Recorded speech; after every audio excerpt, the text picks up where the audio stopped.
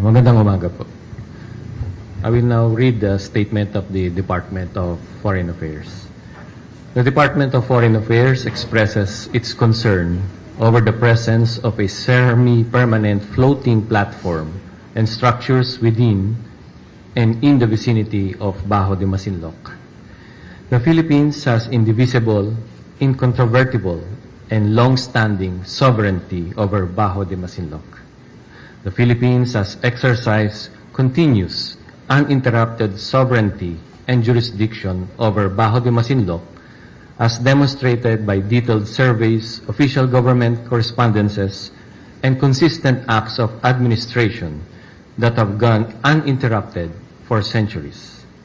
Only the Philippines has the right to place or construct structures and conduct activities in Bajo de Masinloc. The continued presence of the semi-permanent floating platform without consent or authorization is not only a violation of the sovereignty and jurisdiction of the Philippines, but is also inconsistent with international law, particularly the 1982 United Nations Convention on the Law of the Sea, or UNCLOS, and the 2016 award in the South China Sea arbitration. Their presence is a clear violation of China's commitments under the 2002 Declaration of Conduct of Parties in the South China Sea.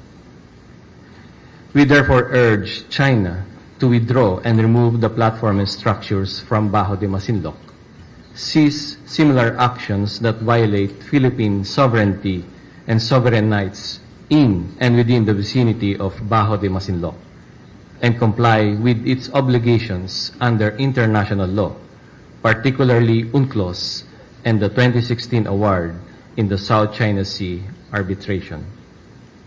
To this end, the Philippines has undertaken the appropriate diplomatic action, including several demarches and a diplomatic protest to the People's Republic of China.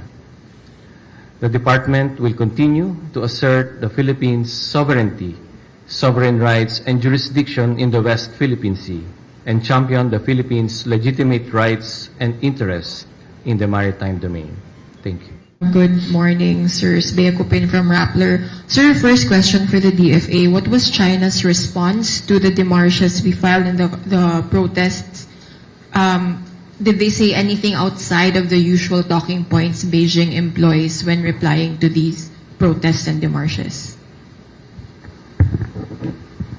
We continue to maintain open lines of communication. So as to the detail of the responses, I am unable to divulge any of these details at this time, but we remain ready to communicate with the People's Republic of China. So the details I am unable to provide at this time. Thank you. So just a follow-up to that and to add to Jonah's question earlier, I understand we are still committed, obviously, as ASEAN and as the Philippines to COC negotiations.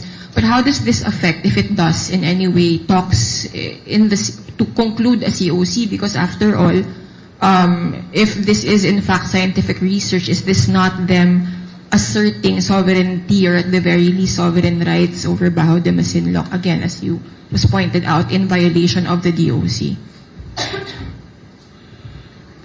We certainly hope that it will not affect the ongoing negotiations for the COC, but the effect is still speculative at this time because we do not know the complete details yet, the intention and the other operational details which have yet to be ascertained by our security agencies. So that's it. Thank you.